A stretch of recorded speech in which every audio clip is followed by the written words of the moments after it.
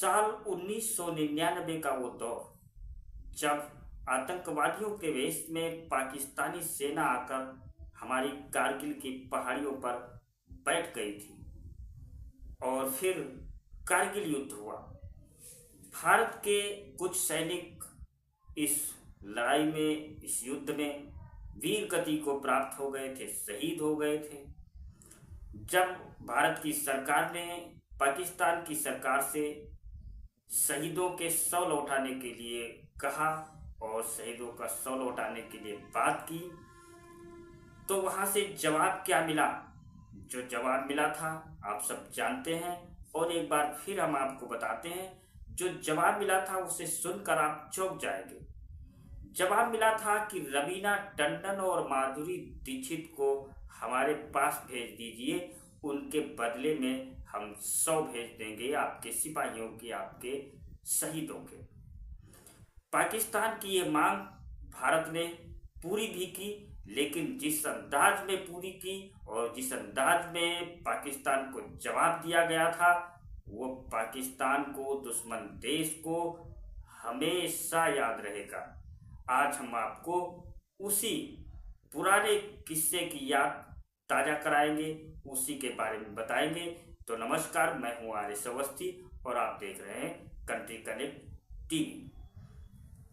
बता दें कि ऑपरेशन सिंदूर के बाद से पाकिस्तान के लगातार एक के बाद एक कई झूठ बेनकाब होते जा रहे हैं, लेकिन उससे ज़्यादा उनके नेताओं के बड़बोले, अटपटे और ऊट पटांग बयान आ रहे हैं, जो उन्हीं को शर्मसार कर रहे हैं, उन्हीं को शर्मिंदा कर रहे हैं। और उनकी जो हरकतें हैं वो स्वयं को ही शर्मसार करने वाली हैं। और हो भी क्यों ना, जब पाकिस्तान की शर्मनाक करतूतों का इतिहास ही रहा है। पाकिस्तान हमेशा ऐसी करतूतें करता रहा है, ऐसे काम करता रहा है, ऐसी बयानबाजी करता रहा है कि वो खुद को ही शर्मसार होना पड़े। पाकिस्तान का ये लंबा इतिहास रहा है। खैर, जो भी हो, अब ऑपरेशन सिंदूर के बाद से सोशल मीडिया पर एक मिसाइल की तस्वीर बहुत ज़्यादा वायरल हो रही है, जिसमें रवीना टंडन का नाम लिखा हुआ है। जी हाँ, इस मिसाइल पर भारत की प्रसिद्ध अभिनेत्री रवीना टंडन का नाम लिखा हुआ है। और बता दें कि ये कोई फेक या फर्जी फोटो नहीं, बल्कि 1999 में जब कारगिल युद्ध हुआ था, उस समय दागी गई असल मिसाइल की तस्वीर है। और इतना ही नहीं, इस मिसाइल पर तीर के साथ एक दिल भी बनाया गया था। इसके पीछे की कहानी आपको बताते हैं। दरअसल कहानी यह है कि 1999 में भारत पाकिस्तान के बीच जब कारगिल युद्ध हुआ, तो कारगिल युद्ध के दौरान भारत के कुछ सैनिक वीर गति को प्राप्त हो गए थे, शहीद हो गए थे। और पाकिस्तान की सरकार से जब भारत की सरकार ने शहीदों के शव लौटाने के लिए कहा, तो पाकिस्तानी सरकार की तरफ से ये अटपटी सी डिमांड, बेहुदा सी डिमांड भारत के सामने रखी गई। कहा गया रवीना टंडन और माधुरी दीक्षित को पाकिस्तान भेज दो, क्योंकि उस वक्त के पाकिस्तानी पीएम रवीना टंडन के इतने बड़े फैन हुआ करते थे।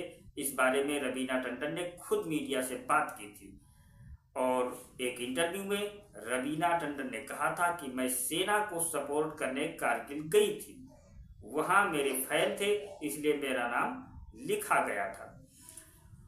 मुझे इतिहास का हिस्सा होने पर गर्व होता है। मैंने सुना है कि गुलमर्ग में जो म्यूजियम है, लेह में जो म्यूजियम है, वहाँ भी इसकी तस्वीरें हैं। इसके साथ ही अगर ऑपरेशन सिंदूर पर रवीना टंडन की प्रतिक्रिया की बात करें, तो उन्होंने सोशल मीडिया पर एक पोस्ट में लिखा था कि भारत हमेशा शांति के पक्ष में खड़ा रहा है, फिर भी दशकों से भारत ऐसे हमलों का शिकार होता आया है। दोनों देशों के बीच शांति के लिए कई बार पहल और बातचीत हुई, लेकिन बावजूद इसके पाकिस्तान लगातार अपनी सेना की मदद से इस तरीके की हरकतें करता आया है। इसकी वजह से असंख्य निर्दोषों की जान जा चुकी है। अब जब ऑपरेशन सिंदूर की बारी आई तो रवीना टंडन वाली ये मिसाइल काफ़ी ज़्यादा वायरल हो रही है और इससे एक बार फिर ये याद आता है कि पाकिस्तान तो अपनी ऐसी करतूतों से कभी भी बाज नहीं होने आने वाला। पाकिस्तान, कहावत है ना कि कुत्ते की तुम कभी सीधी नहीं होती, वही हाल पाकिस्तान का है। पाकिस्तान अपनी घिनौनी और अपनी बेहुदा करतूतों से कभी भी बाज नहीं आने वाला है। आप इस खबर पर क्या सोचते हैं? आप अपनी राय कमेंट के माध्यम से हमें जरूर बताएं। धन्यवाद।